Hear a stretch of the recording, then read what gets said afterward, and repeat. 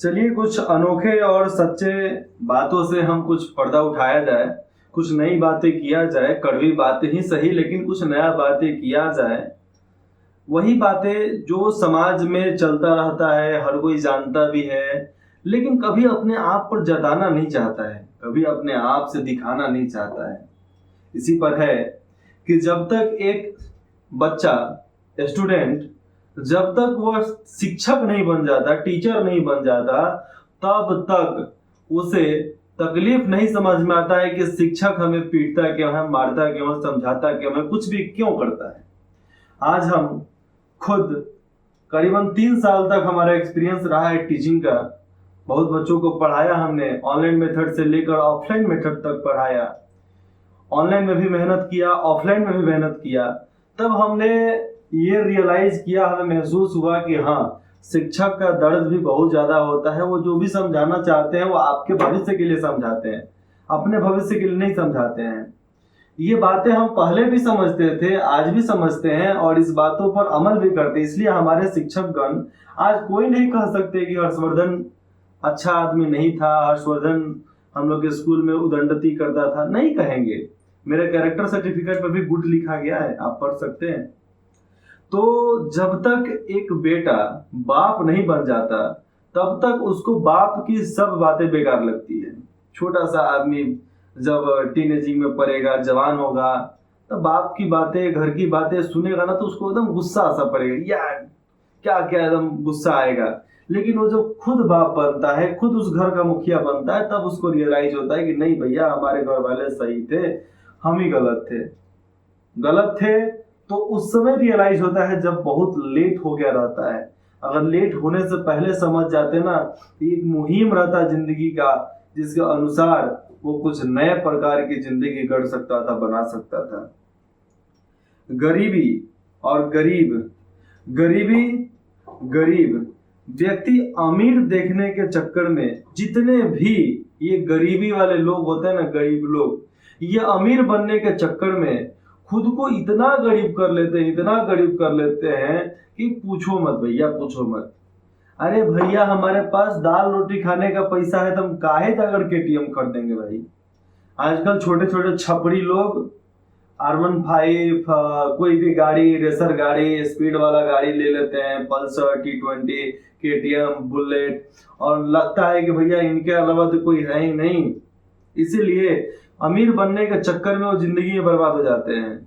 अरे जो पॉइंट हमें 300, 400, 500 में मिल सकता है, 1500 का जीन्स खरीदने की क्या जरूरत है भैया।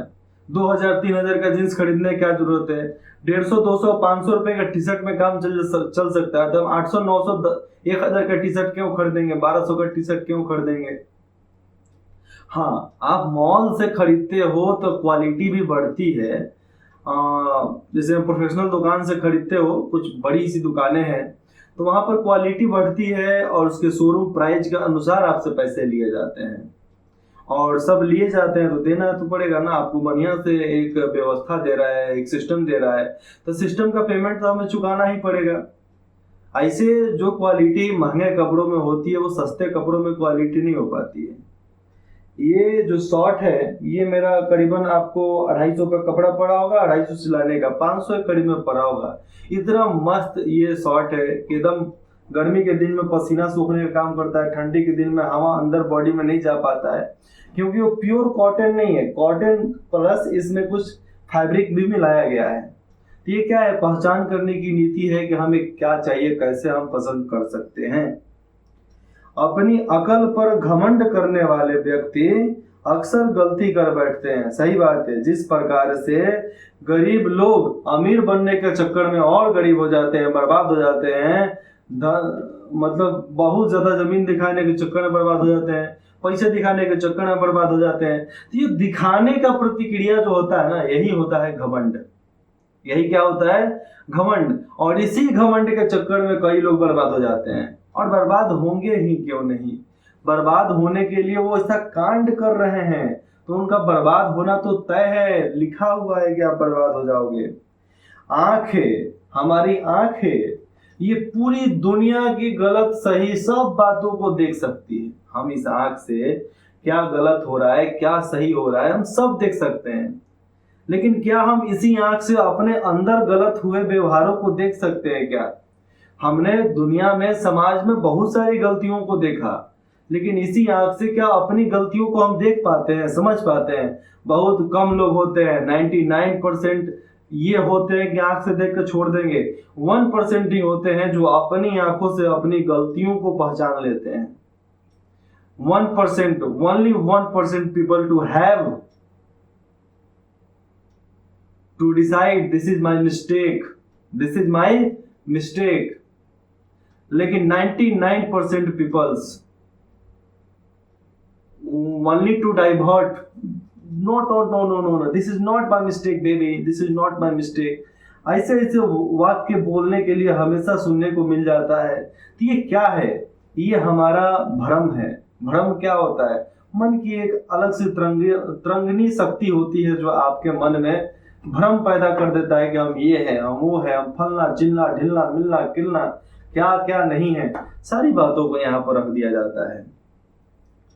किसी को ज्यादा भाव दोगे ना तो वह आपको रद्द ही समझ लेगा, इसलिए भाव किसी को कम दो। किसी को ज्यादा इंपॉर्टेंस देगो तो दोगे, देने के बाद आपको रद्दी समझेगा ही समझेगा, क्योंकि लोगों को आसानी से कुछ मिल जाता है ना तो उसकी इज्जत नहीं करते। इसलिए हम बोलते हैं कि आसानी से मिल गए तो इज्जत नहीं करते हो ना, यही चीज अगर मुश्किल से मिलता तो बहुत इज्जत करते। जो लोगों को आसानी से पैसे मिल जाते हैं वो लोग तुरंत बर्बाद हो जाते हैं, लेकिन जो लोग मेहनत करके पैसे कमाते हैं ना वो आने वाले भविष्य में इतिहास बनाते हैं, इतिहास रचते हैं अपना। इसीलिए हम भी अपना इतिहास रचने के लिए, हम भी अपना इतिहास बनाने के लिए सामने आए हैं। हम भारत के, बिहार के रहने वाले इंसान, और हम चाहते हैं कि हमारा बिहार फिर से अखंड भारत की तरफ आगे बढ़े और अखंड भारत के मार्ग पर चलते हुए अपने पूरे विश्व का नाम रोशन करे, देश का नाम, विश्व का छोड़ दो, देश का नाम रोशन करे। क्योंकि विश्व से क्या लेना देना भैया, लेकिन विश्व में शांति बनाए रखने का काम हम जरूर करेंगे।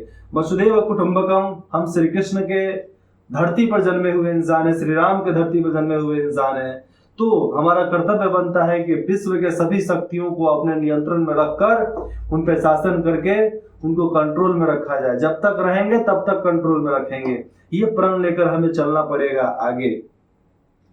आपकी सारी अच्छाइयों को नजरअंदाज करने वाले लोग आपकी एक गलती पर तुरंत उंगली उठाने लगते हैं। आप जितना भी अच्छाई कर लो, कितना भी, मोदी जी कितना भी अच्छाई कर लिए, लेकिन एक गलती को सारा विपक्षिया सब कितना गाली देता है। क्या गाली देना चाहिए क्या? इतना सम्माननीय पर्सन को, इतना आदरणीय आदमी को एक गलती हो जाता है यार। सरकार कमेटी बैठाती है, कमेटी का अंदर कुछ फैसले लिए जाते हैं, तो आप किसी एक सरकार को टारगेट करो तो ठीक है, लेकिन सरकार के उस व्यक्ति पर टारगेट करने लगोगे, व्यक्तित्व को टारगेट करने लगोगे तो ये सबसे घटिया बातें हो जाती है। तो मोदी जी हमारे कितना भी अच्छा काम कर लिए, जितने भी विपक्षिया लोग हैं, विपक्ष के लोग हैं, ये सब कुछ ना कुछ पिपरा पकड़ के ये बैठे हुए हैं। जैसे मैं नोटबंदी में अपनी माता जी को मोदी जी ने खड़ा किया था कि आप खड़ा हो जाइए, तो यहाँ से वो पैगाम देना चाहते थे कि हाँ, हम अपने माँ को लाइन में लगा सकते हैं, तो आप अपने घर के पूर्वजों, बुजुर्गों को, बड़े छोटों के क्यों नहीं लाइन में लगा सकते? तो ये एक मार्गदर्शन के रूप में सामने पेश किया गया था। लेकिन कुछ घटिया प्रकार के नेता, कुछ घटिया प्रकार के जितने भी विपक्ष के नेताएं हैं, ये लोग उनको बोलते हैं प्रधानमंत्री की जेब में इतना पैसा नहीं होता है कि अपने माँ को दे सकता। अरे छोटा सब, तुम सबको दिखाने के लिए नहीं, तुम सबको बातें बनाने के लिए नहीं, वो अपने माँ को इसलिए खड़ा किए थे क्योंकि ये जनता में, भारत की हर एक जनता में एक विश्वास पैदा करना चाहते थे कि आप भी लाइन में लग सकते हैं, देश के लिए आगे बढ़ सकते हैं। लेकिन हम घटिया प्रकार के नेताओं को हमेशा इज्जत देने के खिलाफ ही रहते हैं, क्योंकि घटिया लोग घटिया किस्म का होते हैं, उनको इज्जत देने का जरूरत नहीं है। अगर आपकी वजह से किसी की आंखों में आंसू आते हैं, आपकी वजह से अगर किसी के भी आंखों में आंसू आते हैं तो ध्यान रखना, यह आंसू आगे चलकर आपकी आंखों में भी नजर आएंगे। इसलिए कभी भी किसी की बुराई मत चाहना, कभी भी किसी की बुराई मत चाहना। अगर आप किसी की बुराई चाहते हो तो आने वाले भविष्य में वो खुद पे पड़ता है। इसीलिए बोलते हैं ना, बोया पेड़ बबूल का, फल कहाँ से होए, कांटे का पेड़ बोए हो, फल की चिंता कहाँ से करते हो, फल कहाँ से होगा इसमें। बबूल के पेड़ पर फल नहीं होता है, इसी प्रकार कांटे के पौधे में फल नहीं होता है। आप झरखट में जाकर फल खोजोगे नहीं मिलेगा, आप सिमहर के पेड़ में जाओगे फल नहीं मिलेगा, आप इमली में जाओगे तो हाँ फल मिलेगा, इमली में भी कांटा होता है लेकिन उतना नहीं होता है। आप खजूर में जाओ वहां पर भी कांटा होता है, नारियल पर जाओगे वहां पर भी कांटा होता है। तो ये कांटाओं से बचकर रहना पड़ेगा हमें फलदार पेड़ लगाना पड़ेगा, फलदार चीज चाहिए। इसीलिए लोगों के लिए आप बुराई चाहते हो तो आपके साथ बुरा होगा, लोगों का अच्छा चाहते हो तो आपके साथ अच्छा होगा। ये बातें आपको ही पकड़ कर रखनी पड़ेगी। जब तक नहीं पकड़ कर रखते हो तब तक दुनिया में आपको क्या मिलेगा, कुछ नहीं मिल सकता ना। दुनिया में पाना है तो हमें संघर्ष करना पड़ेगा। आगे वाले टॉपिक में बताऊंगा कि लड़कियों को क्यों इतना मासूम बोला गया है, लड़कियों को क्यों इतना कमाल का बोला गया है, क्यों उतना उनको ममता की मूर्त बोला गया है। लड़कियों को, औरतों को, हर वैसे जो स्वतंत्रता सेनानी बनी उन सबको इज्जत क्यों दिया जाता है, आप उसको समझेंगे।